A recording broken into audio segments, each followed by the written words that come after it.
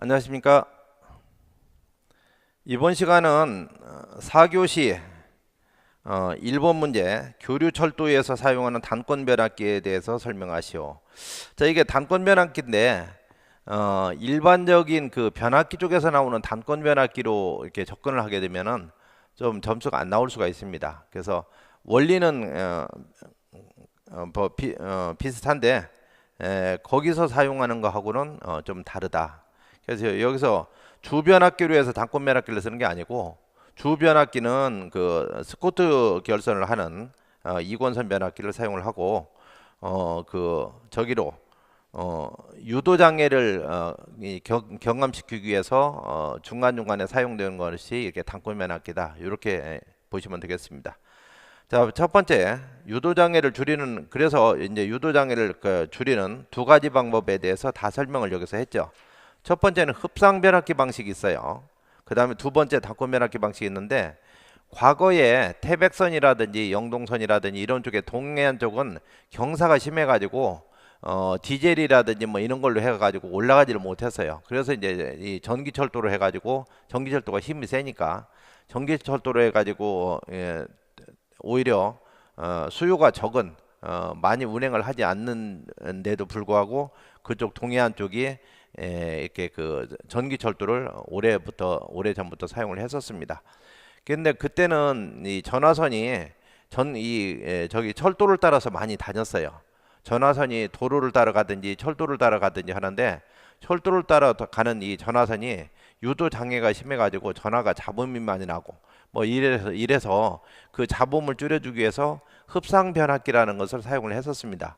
근데 최근에 사용하는 것들은 이 흡상 변압기를 사용하지 않고 이제 더 그 기술적으로 상위에 있는 단권 변압기를 유도장애 방지용으로 이렇게 사용을 해요. 이제 그런 쪽으로 이렇게 접근이 돼야 되는 그런 문제다 보시면 되겠습니다. 그러니까 전기철도에 대해서 공부를 안 한 사람은 단권 변압기 나오면 이거 뭐 앞에 철도만 붙여놨지 단권 변압기 또 일반적인 거야 하고서 접근을 하면 이제 점수가 안 나오겠죠. 자, 그러면 흡상 변압기부터 한번 보도록 하겠습니다. 앞에 여기 스코트 결선 하는 거 똑같아요. 이렇게 요게 이제 86.6% 지점을 해야 되는데, 거기 딱 끊었는데 끊지 않고 86.6%라는 걸 이렇게 해주면 되겠고, 2차 측 이렇게 해서, 자, 요거 결선을 거기 확실하게 잘 안 나왔는데, 이렇게 해서 요놈이 여기 가서 결선이 되고, 그 다음에 요놈이 여기 가서 결선이 됩니다. 이게 두 개가 같이 그렇게 해서 여기 중간에가 이렇게 끊어지는 거죠. 이렇게 끊어져서 이놈은 이쪽 공급하고 이놈은 이쪽 공급하고, 그래서 어디에 변압기가 들어가면 여기에 들어갑니다. 이게 흡상 변압기라고 하는 거죠. BT 흡상 변압기. 전철이 만약 여기에 이렇게 있다고 한다면 선로가 어떻게 형성되냐면, 요 놈이 이렇게 해서 요렇게 해서 요렇게 해서 요렇게 타고 가서 요 놈이 이렇게 올라가죠. 이렇게 이러면 연결해 줍니다. 이런 식으로.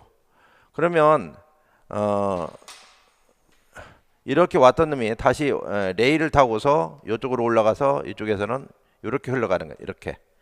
그러면 이쪽에서 전류가 이쪽은 이렇게 되고 이쪽은 이렇게 되니까 자석의 방이 이렇게 되고 이렇게 되니까 여기서 자석이 서로 자석이 상쇄가 되죠. 자석이 상쇄가 돼 가지고 유도장애를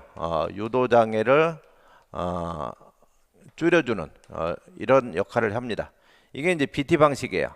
그래서 요 책에 이게 확실하게 잘 안 돼 있는데, 요거 좀 여러분들이 요 연결을 이렇게 해주세요. 이쪽으로. 여기 내려오다 끊어졌는데 잘못된 겁니다. 그래서 요것은 항시 요것과 요거 사이에 25,000V, 25,000V.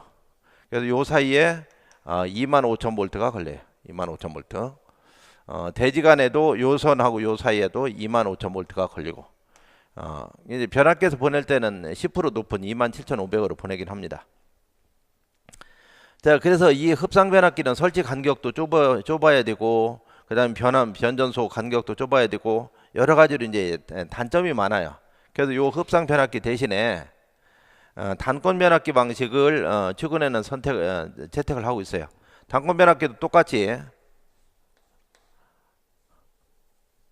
자 이렇게 그 스코트 결선 해가지고 2차도 이렇게 변압기를 사용을 합니다. 똑같이 이건수 변압기로 해서 이것은 결선이 조금 달라요. 이렇게 간다 그러면 요 놈이 이쪽에 결선되고 그 다음에 요 놈이 이쪽에 결선됩니다. 이렇게 해서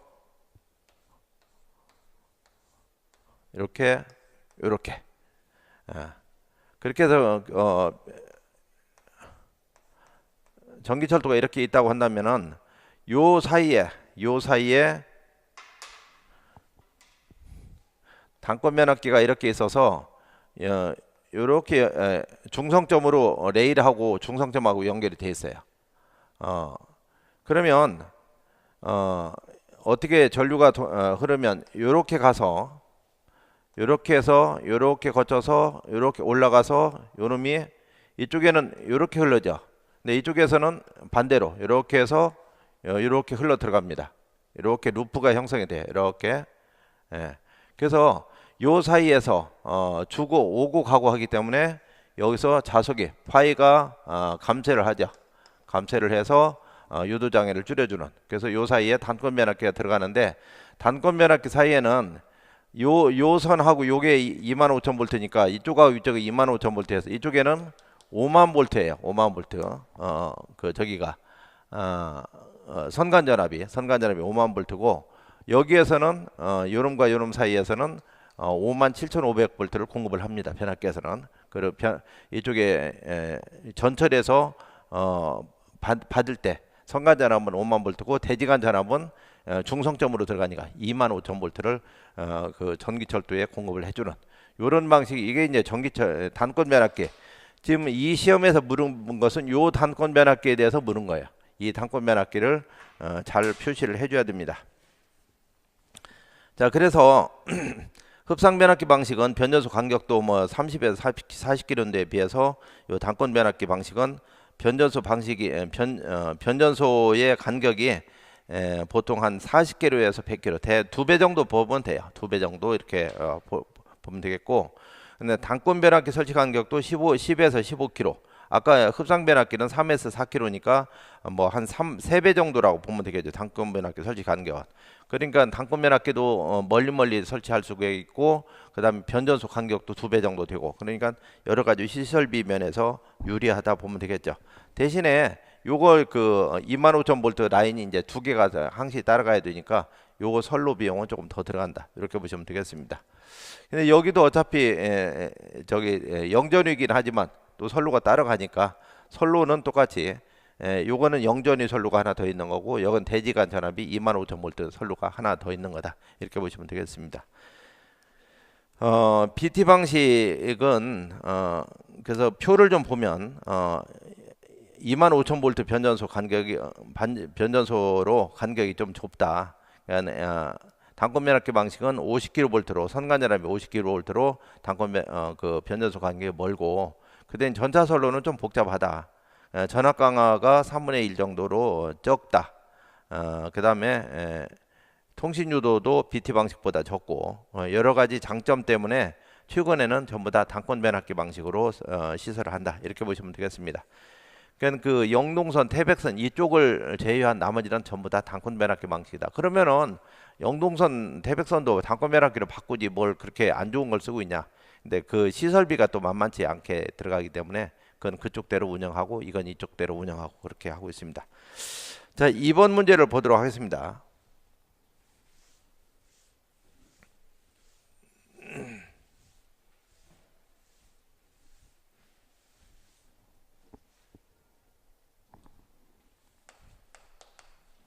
사의 2 인버터 태양광 발전에서 인버터죠. 인버터 태양광의 인버터. 그 인버터를 이제 여러 군데 사용을 해요.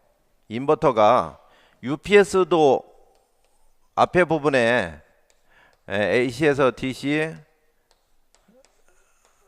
DC에서 AC 이렇게 요걸 컨버터라고 하고 요걸 인버터라고 하죠. 그 다음에 VVVF 그것도 이거하고 또 회로는 똑같은데 요것만 없는 것이 이거하고 회로는 똑같은데 요것만 없는 것인데 그걸 갖다가 VVVF 요 자체를 또 인버터라고 합니다. 자, 태양광 발전소에서는 DC를 AC로 이렇게 바꿔가지고 밖에 보내게 되는데 요걸 갖다가 또 인버터라고 합니다. 그래서 인버터가 뭐 이렇게 여러 군데 쓰이냐? 결국은 DC를 갖다가 AC로 바꾸는 요걸 갖다가 DC에서 AC로 바꾸는 요걸 갖다가 인버터라고 한다. 근데 그건 UPS처럼 어떤 정전압 정주파수용 그다음에 VVVF처럼 속도 기동을 하고 속도 제어를 하기 위한 용도 또 이런 태양광처럼 어떤 DC를 AC로 바꾸고 보호 장치화 하고 뭐 등등 이런 거를 하기 위한 이런 것들을 전부 다 몰아서 인버터라고 하는데 우리 여기 이번에 묻는 것은 요 인버터를 묻는 거죠. 그래서 그 인버터에는 기본서에서 공부했듯이 상용주파 방식이 있고 그냥 그 변압기를 갖다가 상용주파 변압기를 사용을 한다는 얘기죠. 그다음에 고주파 절연 방식이 있고 고주파 절연 변압기 방식, 변압기를 사용하지 않은 트랜스레스 방식이 있다. 이렇게 세 가지 방식을 보시면 되겠습니다. 그러니까 인버터 요구 기능, 최대 전력 추종 제어 기능, 그 다음에 그 최대 전력이 시간대에 따라서 태양 빛이 비치는 거에 따라서 태양의 방향, 태양의 그 경사각 이런 거에 따라서 이제 그 전압이 많이 달라지고 그럼으로써 이제 전력이 많이 이렇게 그 전력 출력이 많이 변화하게 되는데 어쨌든 그 상태에서 최적의 조건을 만들어서 출력을 최대로 만들 수 있는 이런 것들을 가지고 인버터가 제어할 수 있는 기능이 필요하다 이런 얘기고요. 그 다음에 효율, 고효율 제어 기능, 그 다음에 고조파 및 고주파 억제 기능, 그 다음에 개통 연계 보호 기능, 그 다음 보호 시스템, 소음 저감 기능 뭐 이런 여러 가지 기능들이 있다 이렇게 보시면 되겠습니다. 자, 3번 문제가 좀 특이한 문제가 나왔죠.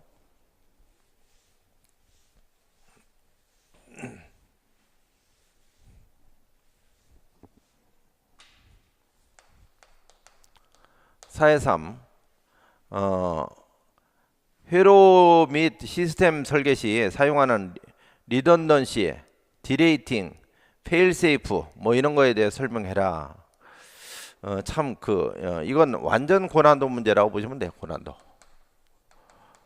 그 106회 같은 경우는 그래도 고난도 문제가 여러 개 나왔어요. 106회에서는 고난도 문제가 꽤 나온 시험이다 보시면 돼요. 그래서 그 중에서도 4-3번 같은 경우가 난이도가 좀 더 특이하게 더 높았던 그런 시험이다 보시면 되겠습니다. 어쨌든 이런 것들은 뭐냐면 신뢰성하고 관련되는 신뢰성 문제예요. 신뢰성 문제. 자, 그럼 신뢰성은 어디서 따지냐? 우리가 그 베스튜브 곡선에 보면 욕조 곡선, 초기 고장 구간이라든지 우발 고장 기간이라든지 마모 고장 기간이라든지 이런 것들이 있는데 거기서 이제 우리가 신뢰도를 따져요. 신뢰도 RT는 이프시론 T0분의 T다 해가지고 여기서 신뢰성을 따집니다. 요 신뢰성을 따지는데 그 신뢰성에 대한 것을 높여주기 위해서는 어떤 설계를 해야 되느냐. 그래서 그 4번에 신뢰성 설계 기술이 나옵니다. 나머지 것들은 이제 참고로 여러분들 보시라고 넣는 거고. 자, 리던던시.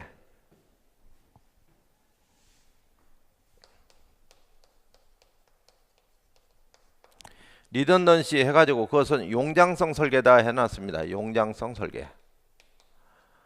뭐 리던던시도 어렵고 용량성이라는 말도 어렵죠. 자, 거기 보면 구성 부품수 n이 증가할수록 제품의 고장률은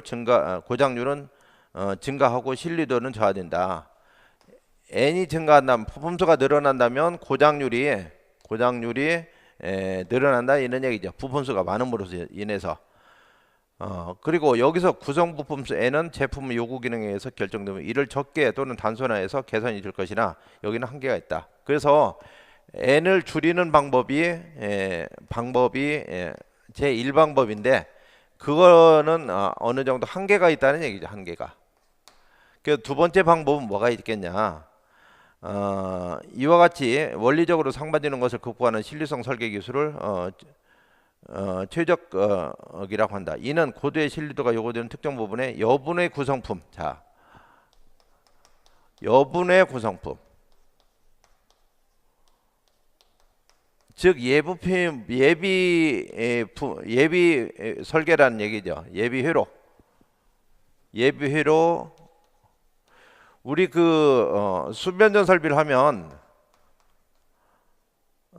이런 식으로 ALTS에서 상용 전원하고 예비용 전원 해가지고 평소에는 상용 전원으로 수전하고 있다가 이쪽이 정전이 되면 예비 전원으로 이렇게 절체해주는 그런 것이 이제 ALTS인데 그런 것도 일종의 리던던시 설계다 이렇게 보시면 되겠습니다.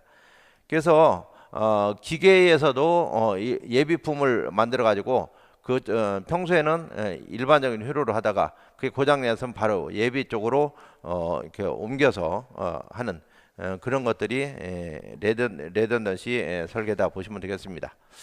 두 번째, 디레이팅.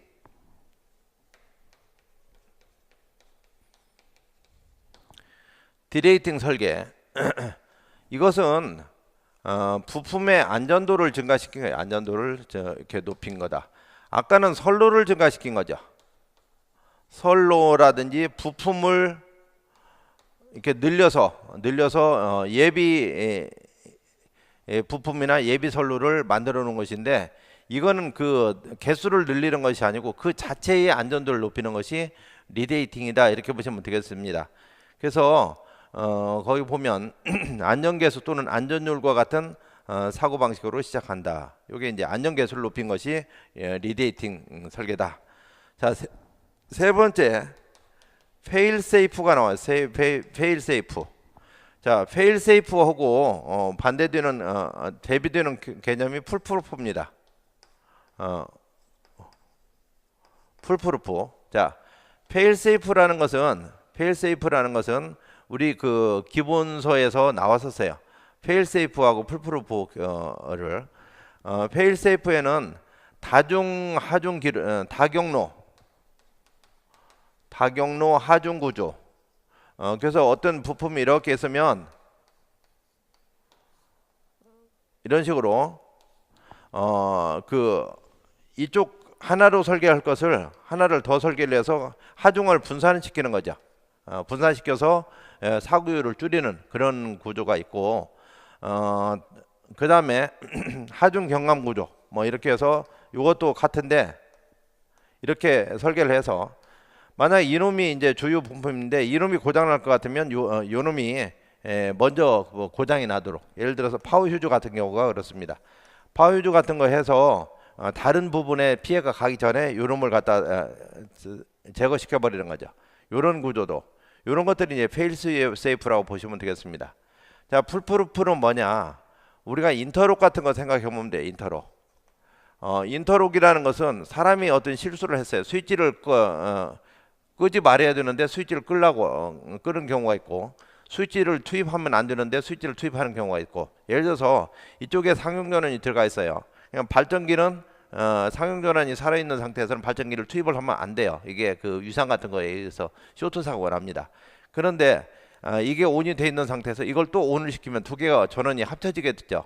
그러면 사고가 나니까 서로가 이놈이 온이 됐을 때는 이놈이 온이 안 되고 이놈이 오프 됐을 때만 이게 온이 되게끔 또 반대로 이놈이 오프가 됐을 때만 이놈이 온이 되게끔 서로 그런 걸 갖다가 인터록이라고 하고 그런 걸 갖다가 풀프루프 설계라고 합니다. 그래서 그 3번 문제는 이런 정도로 접근을 하면 되겠죠. 3번 문제 어쨌든 간에 상당히 어려운 문제였었다 이렇게 보시면 되겠고요. 4번 문제를 들어가 보도록 하겠습니다.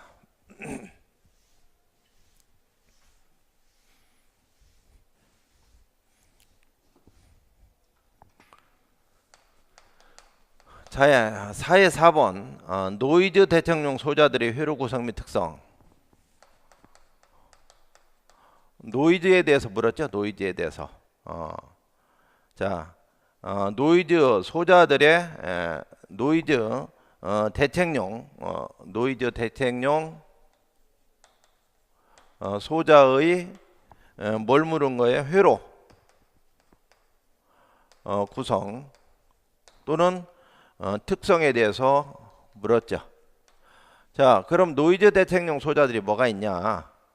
자, 일단 노이즈는 정전유도 노이즈가 있고 전자유도 노이즈가 있고 스파크 노이즈가 있고 접지한 노이즈가 있다. 노이즈 종류를 공부를 했습니다. 기본서에서. 또 노이즈의 침입 경로도 기본서에서도 했고 기출문제 풀이에서도 했었어요. 앞에서. 그래서 노이즈라는 것은 통상적으로 방사성보다는 전도성이 많다 이랬었죠. 그래서 전도성 같은 경우는 방사성 노이즈가 있고 전도성 노이즈가 있는데, 전도성 노이즈 같은 경우는 노멀 모드 노이즈가 있고 커먼 모드 노이즈가 있다 공부를 했었습니다. 노멀 모드 노이즈는 선을 따라서 와서 선을 따라서 왔다 선을 따라서 노이즈가 가는 것을 얘기를 하는 거고, 커먼 모드 노이즈라는 것은 선을 따라서 이렇게 왔다가 대지를 따라서 가는 이런 것들을 커먼 모드 노이즈다, 이런 것들을 설명을 했었어요. 자, 그러면 노이즈 경감 대책에 사용하는 이런 그 소자들이 뭐가 있느냐 한번 보도록 하겠습니다. 첫 번째, 노이즈 필터가 있다. 필터. 자, 필터에 대한 그 회로도를 거기 그려놨죠. 여기서 지금 회로 구성이 어떻게 되냐 이런 걸 물었죠. 그래서 회로를 이렇게 그렸는데, 예를 들어서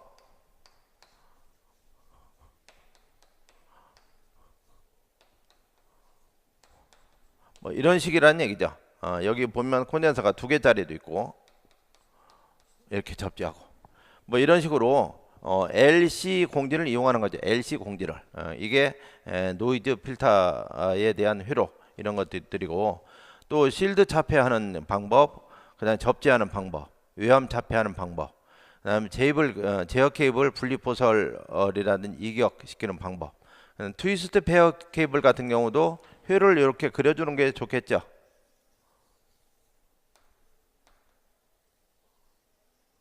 이런 식으로 어떤 전원이 있으면 요게 전류가 이렇게 갔다가 다시 이렇게 간다는 얘기죠. 이렇게 가고 이렇게 가고 서로 이렇게 가니까 이렇게 가고 이쪽에서는 이렇게 가고 서로 반대로. 그래서 서로 자속을 상쇄시켜 준다. 이게 이제 트위스트 페어 케이블 이런 것들을 좀 그려주는 것이 좋겠습니다. 설비 접지 이런 것들도 있고, 접지 같은 경우도 여기 보면 그 어느 경우에도 1점 접지를 해야 된다. 접지가 이렇게 기기가 이렇게 있고 기계가 있으면 이것을 이렇게 하고 이렇게 하는 것보다는 요놈을 이렇게 해서 1단만 접지하는 것이 좋다 이런 얘기죠. 1단만 하나만 해야 루프가 형성이 안 된다 이런 얘기죠. 노이즈 커트 TR 이런 것도 회로를 좀 그려주면 좋겠죠. 이렇게 해서 이걸 갖다가 여기 실드로 이렇게 하고 실드 해주고 실드 해주고, 그러니까 실드 한 것끼리 묶어서 외압목에서 이렇게 접지하는 이런 그림 같은 것을 좀 많이 넣어주면 되겠습니다. 특징 같은 건 거기 다 들어가 있고요. 자, 5번 문제. 전동기 보호를 위한 정전기 개전기 정정.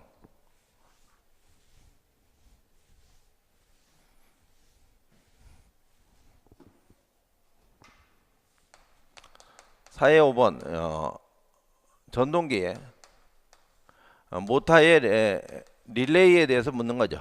릴레이에 대해서. 릴레이의 세팅을 묻는 겁니다. 자, 우리가 통상적으로 유도전동기 같은 경우는 이런 식으로 그 기동전류가 흘러요. 이렇게 이쪽이 시간이고 전류고 이쪽이 시간이 되겠죠. 시간이.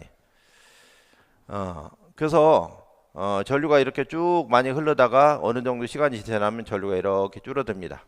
우리 책에서는 그냥 이것을 이렇게 끊어져 이렇게 해서 이렇게 그렸는데 원칙적으로는 이것처럼 이렇게 그려줘야지 더 정확하다 보시면 되겠습니다. 그러면 보호계정기를 갖다가 이놈을 보호계정기를 여기 과부하만 생각해가지고 이런 식으로 하게 되면 기동시에 여기 걸려버리죠. 그래서 보호계정기에 동작을 해요. 그래서 어떻게 되느냐? 요거보다 어느 정도 열을 두고 요거보다 이렇게 여기에도 간격을 두고 여기도 간격을 두고 그래서 기동시에도 걸리지 않고 그 과부하에서도 걸리지 않게끔 이렇게 사용을 해야지 된다고 보겠습니다. 그래서 만약 이게 과부하가 된다면 이걸 넘어가도 동작을 시키고 기동시에도 이상이 있으면 이걸 넘어가서 기동을 동작을 시키고 그래서 그 그림이 책에 있는 그림이 기동 전류를 이렇게 그렸고 그 다음에 이렇게 하나 그렸고 여기 가서 요거죠. 즉 여기에서 이렇게 돼서 요놈을 좀 표시해줬고 요놈을 표시해줬고 요놈을 표시해줬고 요놈을 이렇게 그려줬고 그래서 정확한 것은 이것이 더 정확한 거다 이렇게 보시면 되겠습니다. 어쨌든 이렇게 서로 기동시에라든지 운전 시에 서로 겹치지 않게끔 이렇게 해놓은 것이 좋다 이렇게 보시면 그렇게 생각하시면 되겠고 그 다음에 유도전등기 보호 이론을 잠깐 보면 여기 어려운 말들이 나오니까 좀 설명을 해드리도록 하겠습니다. 전동기 권선의 과전류 특성은 열적 한계 곡선 요거죠. 열적 한계 곡선 아니 요거 열적 한계 곡선 서멀 커브 또는 구속 안전시간 요거 얘기하는 거죠. 안전시간 요거 구속 안전시간 안전시간이라고도 한다. 전동기는 기동할 때마다 권선의 온도가 올라가며 이런 기동 간격과 기동 횟수에 따라 달라진다. 그러므로 제작되는 기동 전류와 관련해서 콜드 스타트 또는 하트 스타트로 회전자의 열적 시간 한계를 정한다. 자, 무슨 얘기냐? 우리가 운전을 안 하고 있을 때는 전동기가 식어져 있죠. 식어져 있으니까 식어져 있는 상태에서 기동을 할 때 이런 그 전류가 흐른다고 한다면 좀 전에까지 운전을 했던 그 저기는 못하는 그 열이 어느 정도 상당히 그 지금 가지고 있는 상태이기 때문에 거기서 기동을 하게 되면은 열이 그만큼 더 상승이 됩니다. 그러면 이놈이 어떻게 되냐? 이놈이 이런 식으로 된다는 얘기죠. 잘못하면 이게 동작을 할 수 있다는 얘기예요. 이 커브를. 그래서 콜드 조건, 하트 조건 요걸 다 고려를 해서 이렇게 그 걸리지 않게끔 설계를 하라는 얘기입니다. 열적 한계는 100% 전격 전압의 경우와 80% 전압의 경우에 대해서 표시하며 특히 원자력의 경우는 75% 전압에 대해서도 표시한다. 자, 80V 전압에 대해서 하게 되면 전류가 많이 흐르니까 전압이 떨어지면 그만큼 전류가 많이 흐르니까 그것도 고려를 해라 이런 얘기가 되겠습니다. 보호계정기 정정식 고려사항 너무 예민하게 하지 마라. 보호계정기를 그냥 자꾸 오동작한다는 얘기죠. 너무 예민하게 하면 그 다음에 가장 빠른 속도로 동작은 그 대신에 빨리 하는 것이 좋다. 그것도 너무 빨리 하면 또 그것도 좋지 않아요.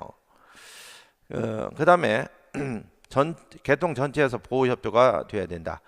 주보하고 후비보 그 다음에 뭐 이런 것들이 돼야 되고 검출 감도면에서도 협조가 돼야 되고 전기 설비의 강도에 대해서도 협조가 돼야 되고 차단 범위 국한을 위한 보호협조 한번 보도록 하겠습니다. 무슨 말인지. 개통에 고장이 발생한 경우 개통 전체에 영향이 파급되지 않도록 제한적으로 최소 부분만을 차단해야 하는데 이는 주로 보호계정기끼리의 검출 감도와 동작 시간을 상호 협조하도록 정정한다 이런 얘기죠. 자, 전동기 보호 이제 본론으로 들어가서 세팅에 대해서 지금 이제 설명을 합니다. 자, 세팅을 첫 번째 과전류 OCR 그 다음에 OCGR 이렇게 보도록 하겠습니다. 그래서 OCR에 대한 과전류 그 다음에 과전류만 나온 게 아니고 순시도 나오죠. 순시 그 다음에 지락 지락 이렇게 보시면 되겠습니다. 자, 기동 전부하 시에 115에서 125% 정작한다. 그러니까 그 과전류는 1.15 내지 1.25 IN 전격 전류라고 한다면 전격 전류의 115%나 125%로 세팅을 한다 이런 얘기입니다. 그 다음에 기동 전류에 동작하지 않도록 한다. 기동 전류에 동작하지 않도록 해야 된다. 아까 그 커브를 그려보라는 얘기죠. 그 다음에 11개 곡선 아래쪽에 동작하도록 정장해야 된다. 일반적으로 전동기의 기동 시간은 시간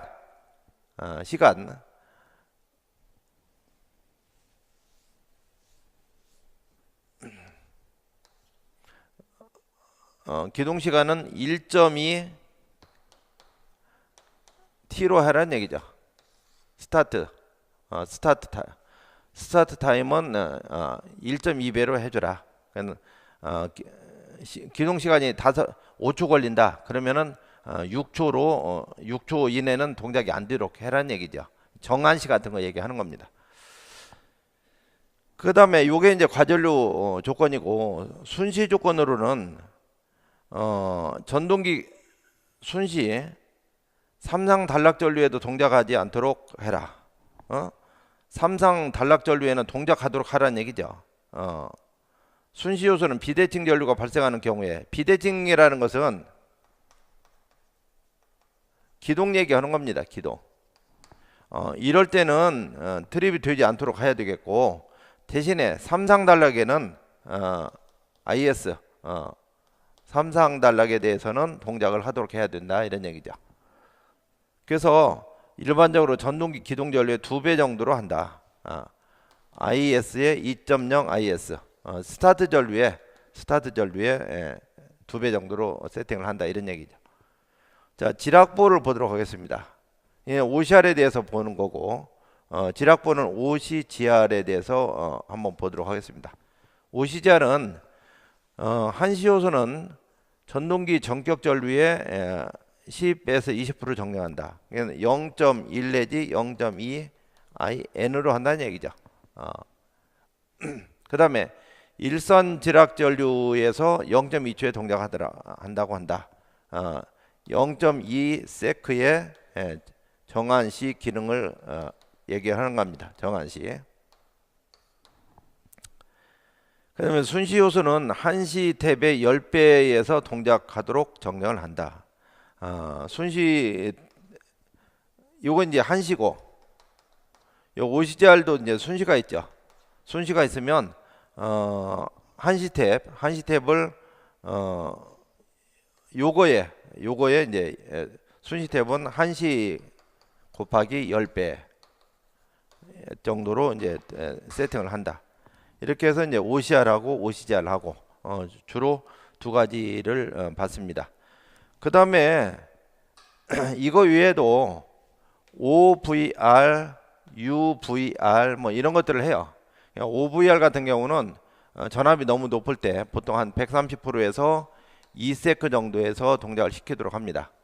그 다음에 UVR 같은 경우는 한 70% 정도에서 2세크에 동작을 시키도록 보통 이렇게 세팅을 해요. 그래서 OVR, UVR 이런 것들은 동작 시키는 경우도 있고 안 시키는 경우도 있고, 기타 전동기 같은 경우는 또 들어가는 것들이 뭐가 있냐면 그 역전력 개전기가 들어갑니다. 역전력 개전기. 그 다음에 그 결상 개전기가 들어갑니다. 그래서 역전력 개전기 같은 경우는 리버스 파워 릴레이, 그 상이 바뀌면 이 반대 위상에서 상이 바뀌었을 때에 동작을 하는 거죠. 그렇게 되면 회전이 반대로 돌아가기 때문에 사고 날 수도 있고 하니까 오른쪽으로 들어가야 될 게 왼쪽으로 간다. 그러면 동작을, 왜냐면 그 전원에서 어떤 공사를 했다 그러면 상이 바뀌어서 들어올 수가 있어요. 이럴 때 작동하는 개전기. 또 결상 개전기, 삼상 중에서 한 상이 파워유즈 같은 게 개방이 됐다든지 해서 결상이 걸리게 되면 그 모터가 열을 받게 돼요. 그래서 그럴 때 동작하는 이런 계정기들이 또 있습니다.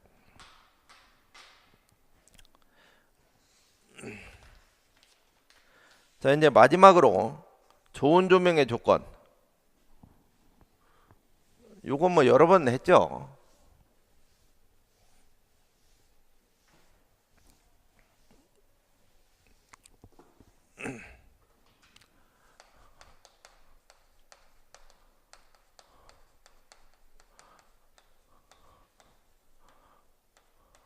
자, 좋은 조명.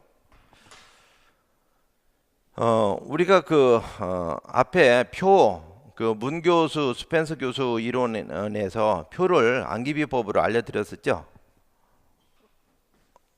조, 광, 눈, 그, 분이, 심, 미, 경을 좋아한다. 이렇게 해가지고 조광눈 그분이 심미경을 좋아한다. 조광눈이라는 교수분이 있었는데 그분께서 신미경이라는 학생을 좋아한다. 뭐 이런 식으로 생각해 보시면 되겠죠. 조도, 광속발산도, 그림자, 분광분포, 심리적인 효과, 미적인 효과, 경제성. 그래서 명시조명에서는 조도라든지 광속발산도 쪽에 중점을 둬서 설계를 해야지 됩니다. 그래서 점수를 100점 만점에 25점씩으로 줬어요. 그 다음에 분위기 조명에서는 조도라든지 광속 발사원도보다는 어떤 미적인 효과, 등을 이쁜 걸 쓴다든지 아니면 좀 아름다운 색깔을 낸다든지 그래서 이런 그 미적인 효과, 심리적인 효과 이런 쪽에 더 중점을 둬서 설계를 해야 된다 하는 것들이 이제 좋은 조명에 쭉 나와 있고 조도는 이제 전반 조명이냐, 분위기 조명이냐에 따라서 전반 조명, 그러니까 명시 조명에서는 조도 같은 것을 KSA 3011 여기에 맞는 그런 조도를 줘야 되겠고, 광속 발산도도 뭐 거기 표에 나와 있는 미국 조명학회의 기준에 따라서 이렇게 맞춰줘야 된다. 눈부심 같은 경우는 보호각이 있는 반사갓을 쓴다든지 루버를 쓴다든지 등등 해서 앞에 눈부심에 대한 대책들이 여러 가지 나왔었는데 그 중에 또 일부를 이렇게 써주시면 됩니다. 그림자 같은 경우는 3대 1 정도가 적당하겠고 분광, 분포, 연색성 이런 것들도 낮은 조도에서는 붉은색 계통, 색온도가 낮은 계통이 좋고 높은 조도에서는 흰색광, 백색광들이 편안하다 이런 것을 기본서 시간에 다 설명을 했습니다. 심리적인 효과, 천정과 벽을 밝게 하고 하면 안락한 느낌이 들지만 천정을 밝게 하고 벽을 어둡게 한다면 침착성을 잃게 된다. 이런 것들을 또 공부를 했었습니다. 미적인 효과, 경제적인 효과 뭐 이렇게 해서 오늘까지 106회까지 이제 강의를 다 마치게 됐습니다. 무려 그 6회분 3, 6, 18 180문제 이상 되는 문제를 이렇게 쭉 풀어드렸는데 그 중에는 이제 겹친 문제들이 좀 많이 있어요. 겹친 문제들이 많이 있다는 얘기는 그만큼 시험에 잘 나오는 문제다 이렇게 보시면 되겠고 또 이제 가끔 일회성 문제들 또 몇 문제가 있었습니다. 그런 것들은 너무나 목숨 걸지 말고 거기에 그냥 가볍게 좀 보는 정도로 공부를 하시면 되겠고 그 새로운 문제인데 또 나올 수 있는 가능성이 있다라고 내가 분석해 드리는 것들은 여러분들이 꼭 준비를 해서 다음 시험에 또 대비를 하는 그럴 필요성이 있다라고 생각을 합니다. 그 다음에 전기응용을 한다고 해서 전기응용 시험 문제만 보지 말고 특히 건축전기 시험 문제는 반드시 좀 여러분들이 보셔야 될 필요성이 있다 이렇게 설명을 드렸어요. 왜냐하면 건축전기 문제가 전기응용으로 가장 많이 넘어오니까 그래서 건축전기가 1년에 3번씩 시험을 보는데 가능하면 전기응용을 하시는 분들은 1년에 한 번 있는 시험 응용 때는 응용을 보더라도 그 나머지 때는 봄하고 여름하고 이때는 건축전기 시험을 좀 보시는 게 좋겠습니다. 물론 이제 계산 같은 게 잘 안 되니까 그런 부분은 뭐 좀 쓰기 어렵겠죠. 근데 계산이 안 나올 때도 가끔 있으니까 그럴 때 혹시 전기 응용을 하시는 분이 건축전기 또 합격할 수도 있습니다.